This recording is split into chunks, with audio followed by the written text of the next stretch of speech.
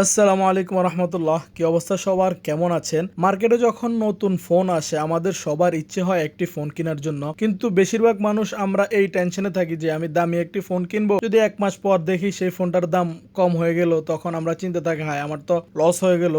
তো এই লস থেকে বাঁচার জন্য আমাদেরকে জানতে হবে যে ফোন মার্কেটে নতুন ফোন আসার কতদিন পর ফোনগুলোর দাম কমে যায়। তো সর্বপ্রথম আমি আপনাদেরকে বলে রাখি, মার্কেটে যখন একটা নতুন ফোন আসে মিনিমাম 15 থেকে 20 দিন সেম প্রাইসে বিক্রি হয়। 15 থেকে 20 দিন পরে কিন্তু সীমিত আকারে একটু প্রাইস ডাউন হয়।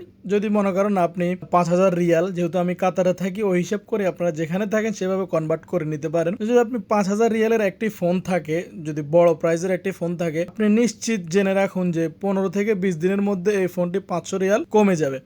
আর আপনি যদি 1,000 থেকে 1,200 রিয়াল এই দামের মধ্যে যদি আপনারা কোনো ফোন কিনেন, তাহলে আপনার প্রথম 15 থেকে 20 দিনের মধ্যে 70 থেকে 80 রিয়াল কিন্তু কমে যাবে। আর আপনি যদি 300 থেকে 400 রিয়ালের মধ্যে যদি কোনো ফোন কিনেন, তাহলে আপনি মনে রাখবেন যে প্রথম 15 থেকে 20 দিনের মধ্যে 60 থেকে 70 রিয়াল কিন্তু কমে যাবে। তারপর ফোনগুলো আরেকটু 1-1.5 মাস পর আরেকটু কমে, তেমন একটা কমে না। তো কিন্তু বড় প্রাইজের যে ফোনগুলো, যেমন স্যামসাং S24, S25 আলট্রা, আপনাদেরকে আমি বলি স্যামসাং S25 যখন মার্কেটে আসছে তখন ওই ফোনটির দাম ছিল 5,000 রিয়াল। বর্তমানে কিন্তু ওই ফোনটি আপনারা পেয়ে যাচ্ছেন মাত্র 3250 রিয়ালের মধ্যে। আর S24 আলট্রা যখন মার্কেটে আসছে তখন সেটার দাম ছিল, সেটাও প্রায় 5,000 রিয়ালের মতো ছিল। এখন কিন্তু আপনারা মাত্র 2600 রিয়ালের মধ্যে পেয়ে যাচ্ছেন। তো আপনারা দেখতে পাচ্ছেন যে অর্ধেকটা কম হয়ে যাচ্ছে। তো আরেকটা কথা আমি আপনাদেরকে বলে রাখি, মোবাইল ফোনের মধ্যে সবচেয়েতে ফোন দাম কমে হলো আপনার স্যামসাংয়ের ফোনগুলো যখন নতুন আরেকটা মডেল আসে তখন পুরাতন ফোনের দাম প্রায় অর্ধেকটা কমে যায়।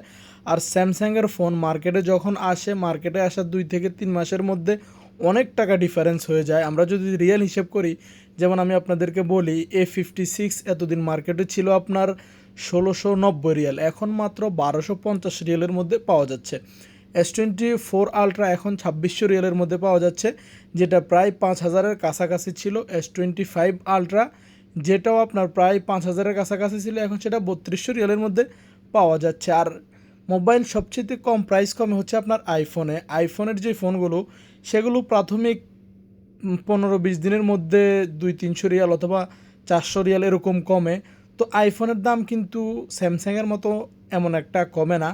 তারপর দ্রুত প্রাইস কমে হচ্ছে আপনার অনর ফোনের দাম কিন্তু খুব দ্রুত কমে যায়। আপনারা অনেকে কিন্তু X9C কিনেছেন, তো অনেকে কিন্তু 1,350 রিয়াল পর্যন্ত দিয়ে কিনেছেন, অথবা অনেকে 1,400 রিয়াল দিয়ে কিন্তু কিনেছেন, এখন মাত্র 980 রিয়ালের মধ্যে পাওয়া যাচ্ছে। আর অপ্পোর ফোনগুলো হচ্ছে কি আপনার 70-80 রিয়াল এরকম ডিফারেন্স হয়ে থাকে, তেমন একটা কমে না। তবে রেনো সিরিজের ফোনগুলো যখন প্রতি 6 মাসের মধ্যে কিন্তু অপ্পো রেনো সিরিজের ফোনগুলো আসে, তো সেই ক্ষেত্রে কিন্তু যখন নতুন আরেকটা মডেল আসে কি অপ্পো, তখন তাদের ফোনগুলো প্রাইস আরেকটু কমিয়ে দেয়, যেমন 1,400 রিয়ালের ফোন 1,200 রিয়ালের মধ্যে দিয়ে দেয়। সুতরাং ওভারঅল যদি আমরা সব কিছু মিলে দেখি, আপনি যখন নতুন কোনো ফোন কিনবেন প্রথম 20 থেকে 25 দিনের মধ্যে কিছুটা প্রাইস কমবে, তারপর 1-1.5 মাসের মধ্যে আরেকটু প্রাইস কমবে। তারপর যখন নতুন আরেকটি মডেল আসবে, সেটা আসার কিছুদিন আগে অথবা কিছুদিন আসার পরে প্রায় অর্ধেকটা প্রাইস কমে যায় অথবা অধিকাংশ প্রাইস কমে যায়। তো আপনারা যারা নতুন ফোন কিনবেন অথবা নতুন ফোন কেনার চিন্তা করবেন, আশা করি এই ভিডিওটা দেখে আপনাদের উপকার হবে। যদি উপকার হয় অবশ্যই আমার চ্যানেলটিকে সাবস্ক্রাইব করে দিবেন। আর যারা অলরেডি সাবস্ক্রাইব করেছেন তাদেরকে অসংখ্য ধন্যবাদ। আসসালামু আলাইকুম ওয়া রাহমাতুল্লাহি ওয়া বারাকাতুহু।